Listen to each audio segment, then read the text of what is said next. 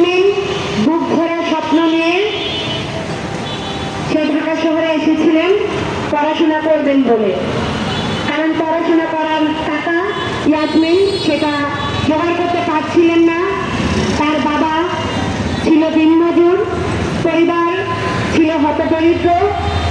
সেই হতদরিদ্র পরিবারের মধ্যে বুক ভরা স্বপ্ন ছিল যে ইয়াসমিন পড়াশোনা করবেন, কিন্তু দারিদ্র্যের কষাঘাতে সেই ইয়াসমিনের পড়াশোনা সেটা সম্ভব হয়নি। কিন্তু সেই পড়াশোনা করার জন্য ইয়াসমিন চাকরির উদ্দেশ্যে ঢাকা শহরে আসে। তার স্বপ্ন ছিল ঢাকায় পড়াশোনা করে সে গ্রামে গিয়ে টাকা জমিয়ে, ঢাকায় কাজ করে টাকা জমিয়ে গ্রামে গিয়ে সে আবার স্কুলে ভর্তি হয়ে পড়াশোনা করবে। এমনই এক স্বপ্ন ছিল সেই ইয়াসমিনের।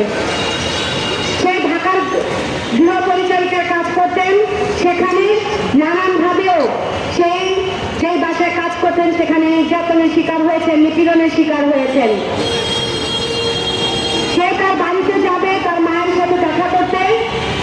সেই জায়গা থেকে রাতের বেলায় সে গাড়িতে করে সেই দিনাজপুরের উদ্দেশ্যে রওনা দেয় এবং তার বাড়ি থেকে প্রায় 14 কিলোমিটার দূরে 10 মাইল এলাকায় সেখানে ইয়াসমিনকে নামিয়ে দেওয়া হয়। যেই গাড়িতে ইয়াসমিনের যাওয়ার কথা সেই গাড়িতে সে না উঠে একটি ভুল গাড়িতে দিনাজপুরে উঠে যায়, যার কারণে তার বাড়ি থেকে বেশ কয়েক কিলোমিটার দূরে 10 মাইল এলাকায় তাকে নামিয়ে দেওয়া হয়। সংগ্রামী বন্ধুগণ, সেই জায়গায় আমরা দেখেছি ইয়াসমিন যখন রাতে সেখানে নামে একটি চায়ের দোকানে, সেই চায়ের দোকানদার তাকে সেখানে বসিয়ে রাখে যে ভোর হলে সেখান থেকে যেন সে বাড়ি ফিরে যায়। তখনই ওই রাতে গাড়ি, পুলিশের গাড়িতে টহল দেয়, সেই গাড়ি এসে তারা ইয়াসমিনকে নিয়ে যান এবং বলেন ইয়াসমিনকে তার বাড়িতে পৌঁছে দিবে। সংগ্রামী বন্ধুগণ, ওই চায়ের দোকানদার সে খুব বিশ্বাস নিয়ে সেই পুলিশের হাতে ইয়াসমিনকে তুলে দেয় তার বাড়িতে পৌঁছে দেওয়ার জন্য। কিন্তু কি নির্মম পরিহাস সেই ইয়াসমিনের সাথে হয়েছে। পরের দিন 24 আগস্ট ভোরবেলা ইয়াসমিনের লাশ পাওয়া যায় সেই 10 মাইলেই। সেই লাশ যখন পাওয়া যায় তখন একটা পর্যায়ে সেই চায়ের দোকানদার সহ সেখানে যারা দেখেছিলেন ইয়াসমিনকে পুলিশের গাড়িতে তুলে দেওয়া হয়েছে, তখন তারা বলেছিলেন যে ইয়াসমিনকে বাড়ির উদ্দেশ্যে নিয়ে যাওয়া হয়েছিল। সংগ্রামী বন্ধুগণ, সেই ইয়াসমিনকে সেই পুলিশ দ্বারা সেই দিন সেই পুলিশ কর্তৃক ইয়াসমিন নির্যাতনের শিকার হয়েছেন